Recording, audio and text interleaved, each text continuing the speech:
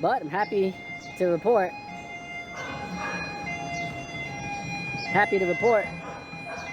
we don't got to worry about that shit now. We don't got to worry about nothing. Now it's just smooth sailing all the way down to Judgment Day. So that's it. For the people that don't understand what we prevented,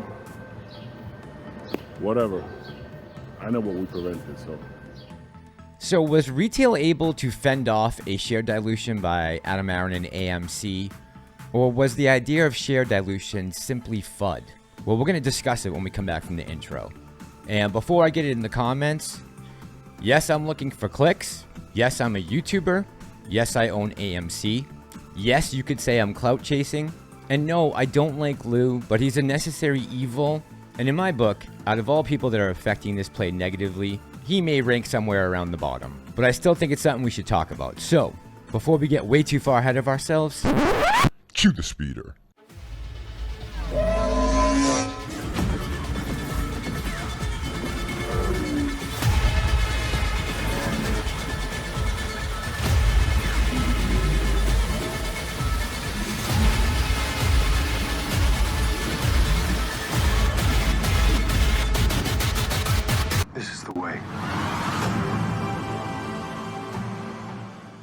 Good evening, beautiful people.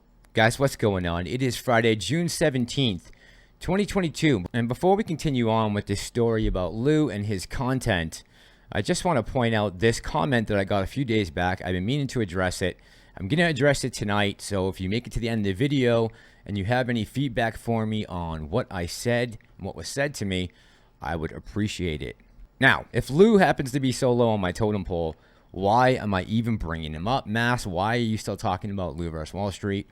And honestly, I have a lot of issues with what he did say, but I think my bigger issue lies with what he did not say.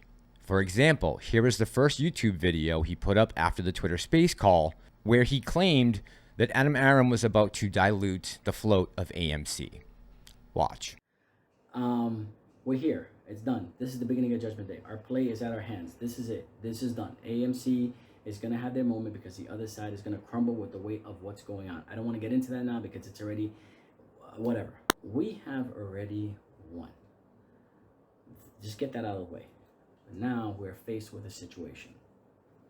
This afternoon, obviously I get tweeted over by Bill, and he's telling me to take a look at Twitter. Follow the bouncing ball. Well, we just found out, and a lot of people are finding out that their votes from 6 weeks ago have just been parked and not counted. But one of the things they're going to be talking about is adding more shares to the float, to AMC, putting it out there. That would extinguish the pressure we built up over the year and a half on this play.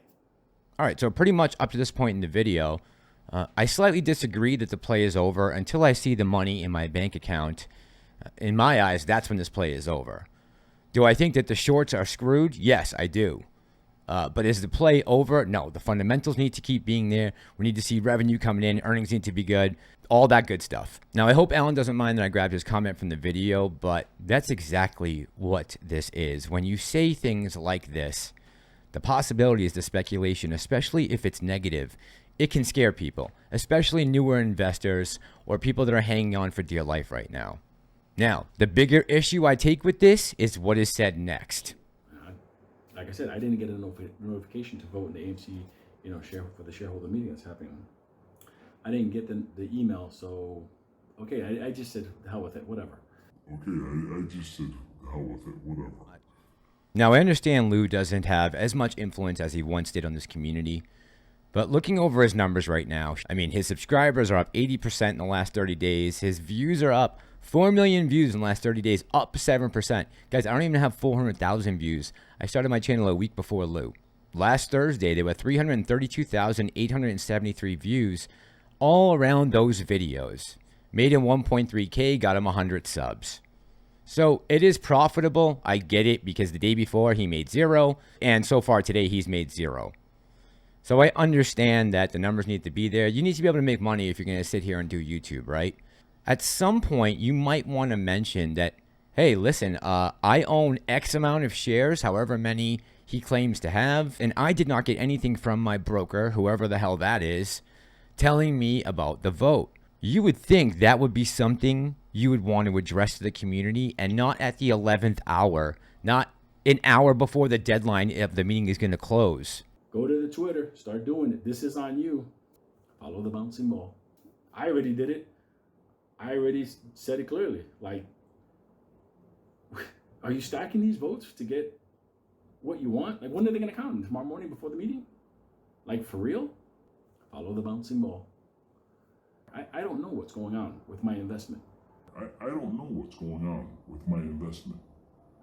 That's where we're at. So, off you go, people. You know what you got to do. I can say 100%, guys, if you're following a creator out there, an investment channel, someone who says that they've had experience with Wall Street and you're taking financial advice from them, be very careful if they can manage to weave in the same sentence, trust me, follow the bouncing ball, and I have no idea what's going on with my investment. That should raise major red flags with anyone. Wasn't around early part of today. Had to take care of some shit. Like I said, I'm also wrapped up right now with the book. The book. The pressure is on from my other half.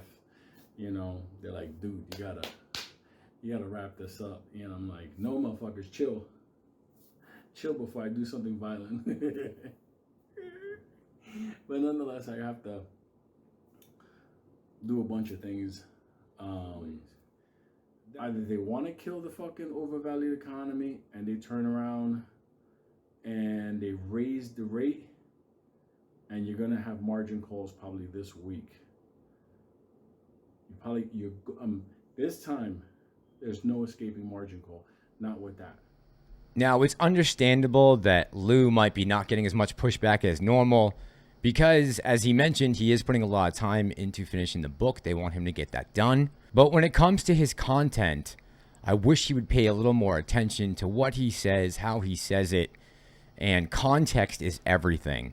And again, it's the small things like just mentioning the margin calls and how they have to come this week. And here we are Friday and we haven't heard any mention of margin calls. All these things can add up and mess with a person's psyche, especially when it comes to AMC because of all the stuff that's floating around out there. Trying to pick out what is false, what is true, what is FUD. It's difficult, and making it more complicated is not helping anyone, especially the younger investors that you're supposed to be appealing to. All right, we got to move on, and we're going to run out of time. I want to address this comment from Land of Confusion. She said, I find it strange my comment was deleted. The only way I knew was because someone commented on it and it was gone. That is suspect, as I said nothing bad. Whatever, I'll unsubscribe. I'm tired of the YouTube games. She goes on to continue and say that I came to TREYS' defense, and if there's a channel out there who are trash talking other YouTubers, then they are showing their true colors. She said what we the people have discovered is many people on YouTube are not actually for the people. Not a big deal. They just show who they are. We are now seeing that as we get closer and closer. She goes on, the only real voice for we the people on YouTube is AMC BIGGUMS. Eventually, everyone shows you who they are. Good luck with your channel. Looks like you will need it as more truth comes out. When it comes to the comments in my videos, it would be pretty hypocritical, if not maniacal, for me to start purging my own comment section. It does me no good at all.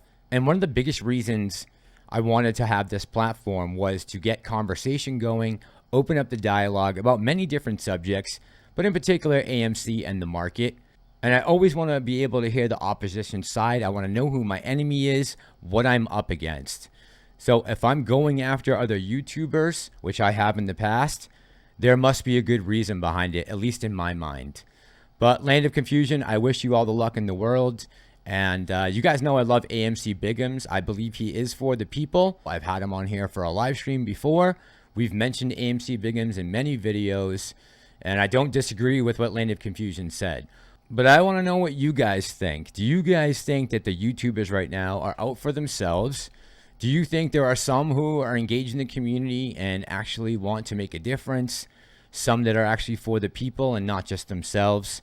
Let me know. I want to know what the sentiment is like right now about the YouTube community after everything that's happened the last couple weeks. All right, guys, I'm going to let you go. It's getting late. And you guys know I hate asking, but if you get a chance and remember, please drop a like on this video. It really helps out the channel. I am really hoping that we have time tonight to get a live stream in. If so, it will be around 9:30. As always, guys, thank you for all the likes, the views, the comments. My new subscribers, my OGs, I appreciate each and every one of you. We're here to break the wheel. This is Ape Nation. I'm the Massalorian, and I'm out.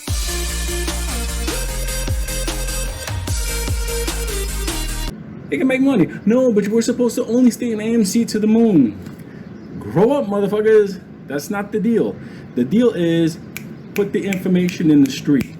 Okay? I'm not a fucking YouTuber. I do this because I love you motherfuckers. If you feel, oh, I used to like Lou, I won't follow him no more. Bye-bye, motherfuckers, because this ain't my business. What is my business is making money. Okay? Money.